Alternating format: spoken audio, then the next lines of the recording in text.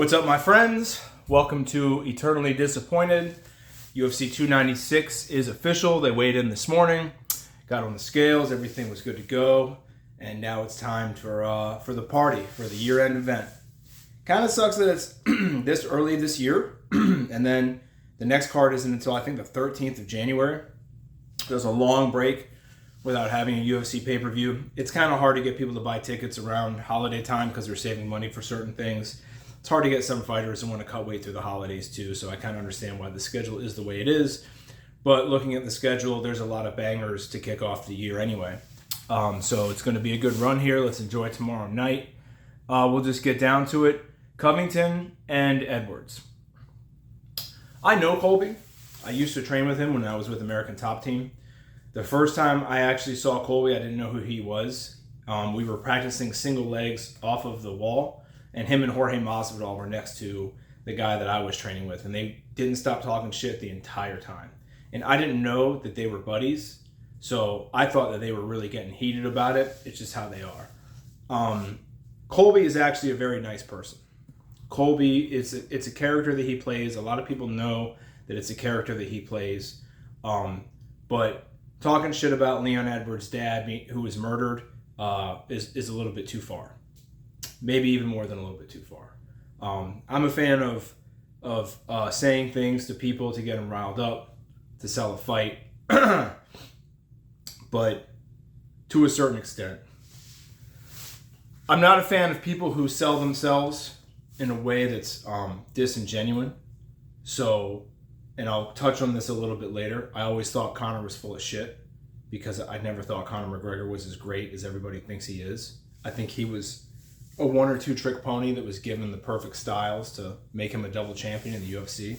But if he had actually had to go through the road that a lot of other people did, he would have either run into Tony or Khabib and would have never been the 55 champion.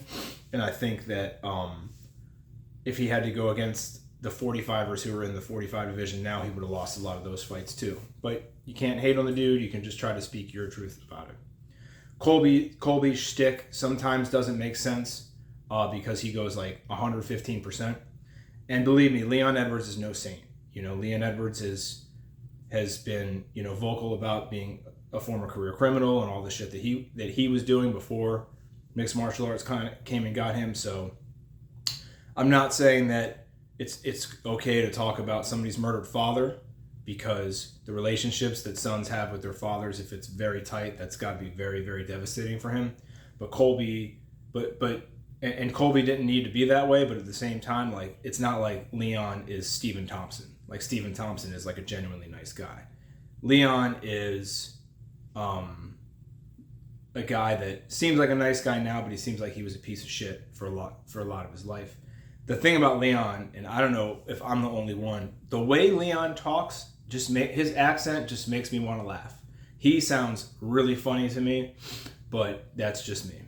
As far as the fight goes, it's a very interesting breakdown. I think Leon's going to take it because I think Leon has more ways to win. Obviously, Leon's a much better, crisper striker. More crisper, however you want to say it. Leon's bigger. Leon has the tools to go with a guy like Colby because he he handled himself well against Usman twice. Better the third time than the second. And Colby doesn't have certain characteristics that Usman has. Usman's a lot longer. Usman has a little bit more power. The problem I have with Leon and picking him as like a definite is, and I've noticed this for his entire career, he seems to fight at the pace that's like what his opponent gives him, and he fights just above their level. So if you're a 5 and he's a 10, he's going to fight you at a 6. He's not going to go in there and buzzsaw you. He's going to play it a little bit safe and but win a unanimous decision against you. The problem with guys like that is when you try to make them go at a pace that that they're not ready to go, that will wear them down. If that happens, Colby's going to win. if Colby can make Leon work the way Usman didn't make him work, Colby's gonna win that. The second fight with Usman and Edwards, Usman did a pretty good job of mixing it up. The problem is he hasn't lowered his level and shot in for a takedown against anybody since I can remember. Even as recently as Chimaev, Usman has learned that as he's gotten to his age, he can't really do that anymore. He's more going to run you to the wall and try to get a takedown off of that. Colby has the ability to continuously shoot and shoot and shoot and shoot. He didn't do it against Usman, and I can't figure out what happened in that fight that he turned that off and went straight to trying to kickbox a guy who has a little bit more power, has the length, and is a little bit more crisp. But if Colby does that to Leon and is able to wear him down, the fight will tilt in his favor. It's going to start off all Edwards because it starts standing and they're both going to be fresh, and Edwards is a bigger fighter. Colby, Jorge Masvidal, and Dustin Poirier are perfect examples of why the welterweight division should actually be 165 and there should be a 175 division. Because Colby isn't a good size for 170. And miraculously, he actually has a good record and he does well. But I favor Leon in this fight just because he has more ways to win. I think that he's going to just ride out a decision and maybe win like 48-47 or 49-46, and one card has it 48-47. I don't think Colby's striking is going to be able to catch up to the point where either it's got a lot of power or something's new and dynamic about it. Is Edwards going to finish him? I don't think so. That left head kick isn't as open because Colby's also a lefty. Colby throws very strange punches, very odd angles.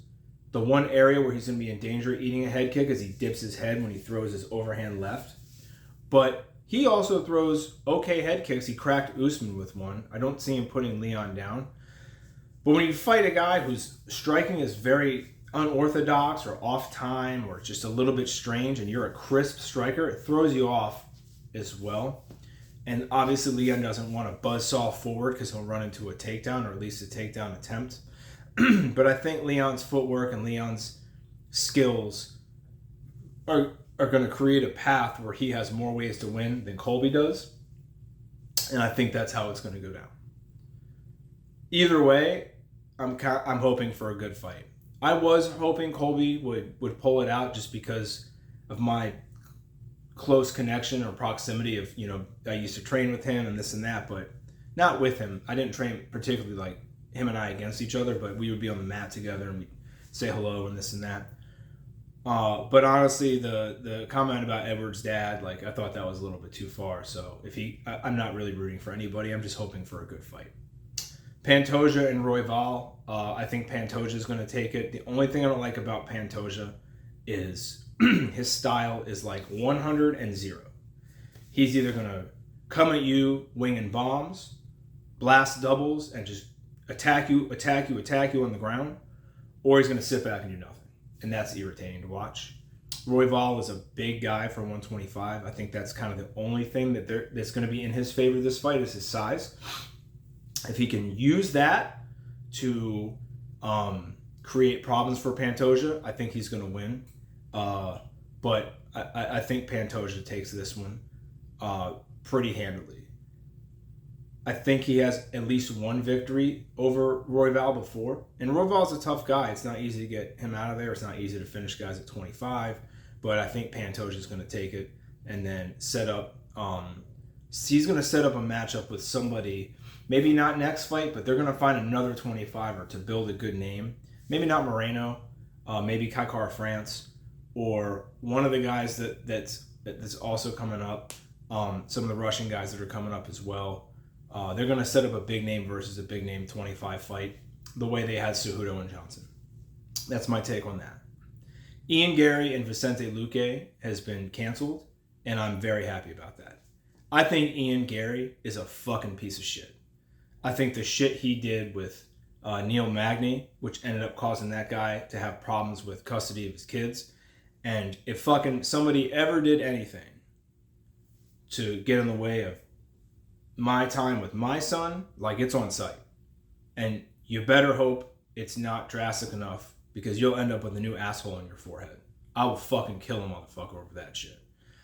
I thought the way that he made Neil Magny look like a bitch at the press conference by not letting him talk, and I think Magny looked like a bitch in the fight because he just didn't fight. He looked like he just went out there and froze. And that bothers me because Magny's not a bad fighter. He's actually a really good fighter, and Gary got to him. But I think Ian Gary's a piece of shit. I'm glad he has pneumonia. If he fucking dies, I won't lose a second of sleep because Ian Gary is that much of a piece of shit. All these fucking guys who want to be Conor McGregor are just irritating because one, you can't create that magic again. And I was never impressed by Conor, but I'm not an idiot. Like, idiots are impressed by people like Conor and Chael because I'm smart enough to realize the more people shit talk, the less their skills are. Like, look at Chael. Chael was the biggest shit talker at his time. That guy can't throw a punch. That guy can't throw a kick. He can't defend a submission from somebody being on his back. He can wrestle. McGregor is a two-trick pony. Lead uppercut, straight left hand. He doesn't have a good jab. He doesn't have good hooks. He doesn't have a good rear uppercut. He doesn't have a good grappling game. He was just a guy that talked a lot, and because the UFC saw him as money coming from the UK and idiot US fans, they gave him a stylistically perfect matchups until they couldn't anymore. And once he actually had to face real competition, he folded every time. So the Ian Gary and Paddy Pimblett fucking guys are super annoying. It's ridiculous that Paddy Pimblett leading to this next fight with Pimblett and Ferguson. Paddy Pimblett winning the decision over Gordon was complete garbage. Gordon should be at 45. And now what they've done is they've let Pimblett build up a bunch of skills and put him against a guy who's had pretty much the worst cliff dive of anybody's career that I've ever seen, and that includes Chuck Liddell. Tony Ferguson made a career of being very unorthodox at everything he did, being able to take incredible amounts of punishment, and wearing guys down with cardio. And when your ability to take punishment goes away, you go out there and you're stuck in the mud. 5 years ago, he's not getting submitted by Bobby Green. He's not getting knocked out by Michael Chandler. And now Ferguson looks like a guy who his body is just like, no. And I'll give you an example. When I used to drink alcohol, I would go hard in the paint. It's just how guys like me are. We're not going to have one. We're going to have 100. We're going to go all night. And then eventually mine came because I had stopped drinking for a few years and then not try to get back into it, but got back into it to see if I could maybe be a little bit more responsible, not going hard in the paint all the time. It's okay to have 2 beers and call it a day.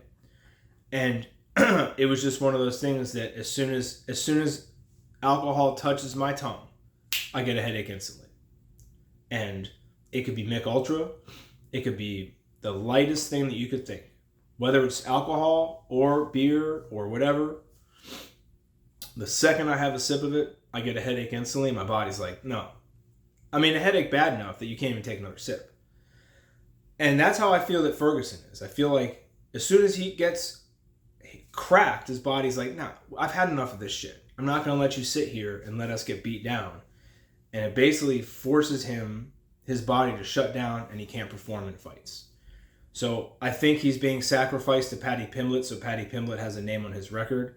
I still won't take Paddy Pimblett seriously. His boxing sucks. His chin is straight up in the air. His haircut is ridiculous. And the UFC is going to have a rude awakening when they try to give him competition. I'd like to see Paddy Pimblett fight Fiziev. I'd like to see Paddy Pimblett fight Bobby Green. I want to see Paddy Pimblett fight Ilia Topuria. Ilia Topuria would knock that motherfucker out. But they gave him Ferguson. Ferguson's going to give you a show. Unfortunately, I think Pimblett's going to end up finishing him because the UFC wouldn't have given him Ferguson otherwise. Stephen Thompson and Shavkat Rakhmonov is going to be a fucking banger. Shavkat, I anticipate it should be a victory for him. Probably a 29-28 victory or a later finish. Thompson's not easy to finish. But I will say this. There's 2 interesting factors that go into this, from my opinion. I used to think Stephen Thompson couldn't deal with somebody taller than him, but he looked really good against Kevin Holland. And I think Shavkat is 2 inches taller than him, and he has a reach on him. Shavkat's fight with Jeff Neal, he couldn't get him to the ground, but Neal's also a lot shorter than him and has a lot better takedown defense than Thompson. But Neal was tagging Shavkat a lot. Rachmaninoff has the Luke Rockholds where he gets his hands down a little bit too much. And if you do that with Wonder Boy, he's going to catch you a few times. Now, Shavkat's pressure game is what shuts down guys like Wonder Boy, because it doesn't allow him to use his length and set up the karate style head kicks, the karate style side kicks. You're going to have to walk through some of those. And I know Rachmaninoff's going to, because he's a high level grappler, but he's going to sit in the pocket and fucking wing leather with you. So it's going to be a good fight. It's so weird because Shavkat hasn't gone to a decision yet, but I know Wonder Boy isn't easy to put away. Shavkat's not going to jump off the fence and knock him out like Pettis did. I'm sure Thompson wasn't expecting that punch, which is why it did what it did to him. But I see Rachmaninoff is a way more well-rounded fighter, and I see him pulling out the victory by decision. If he gets the finish, I won't be surprised, but it's just so hard to finish Stephen Thompson. And to be honest, Stephen Thompson is such a nice guy. It kind of sucks if watching him get knocked out. I was like, I felt horrible, and I usually don't feel bad for UFC fighters because they sign up to do what they do. I've been in the cage too, and going into it what could happen. I felt horrible for Thompson, but he did make a comment after the fight. He said, "I would rather get knocked out like that than go through a 5-round war and be beat up for 2 months." So there's a silver lining everywhere. With the Ian Gary fight being canceled, the Luque and Gary fight being canceled, now the card is going to kick off with Bryce Mitchell versus Josh Emmett. I think that is going to be a wild fight. I always rooted against Josh Emmett, and I could never figure out why, because I look at Josh Emmett as somebody who isn't too dissimilar from me. We're about the same size. We're actually about the same age too. And I think that if Emmett had gotten to the UFC with the skills he had when he got there, but he was 25 instead of 34, I think he would have eventually made it to be a champion. At 145, that 55 is the weight class where age starts to matter, because it's a speed game from there down. And as we get older, we lose speed and dexterity. We keep our strength, but our speed and our flexibility isn't there as much. That's why you see the guys go to bare knuckle fighting, even guys like Gonzaga and Verdum. It's like, I thought you guys were grapplers. It's actually too much pain on the body for them to grapple, so they'd rather just throw hands because boxing is easier in their minds, because that's just how your body performs. Emmett was a wrestler before he became a guy that could throw punches, and if you watch the way he fights, he's just a touch behind. If he had the same skill set as a light heavyweight, and he was the size of like a decent size of a light heavyweight, he'd really be in the mix.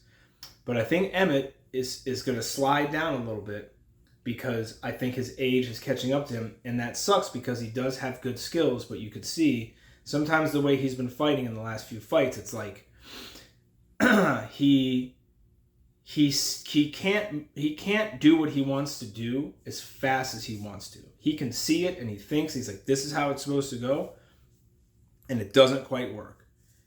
Maybe a couple of years ago, that punch he caught Rodriguez with knocks him out, but that time it only dropped him.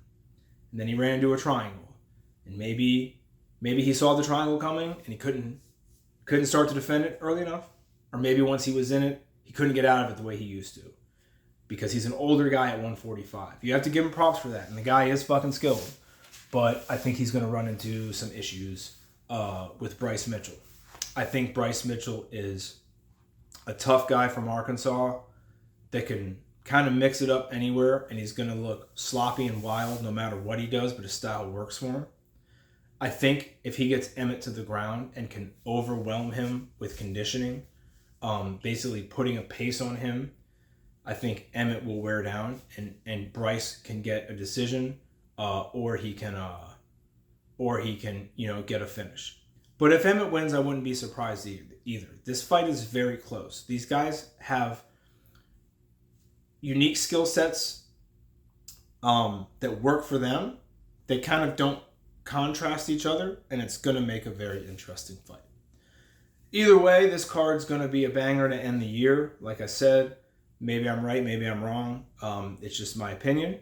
So we'll get the post-fight analysis as soon as it's over, and we'll go from there. Until then, stay frosty, motherfuckers. See you on the other side.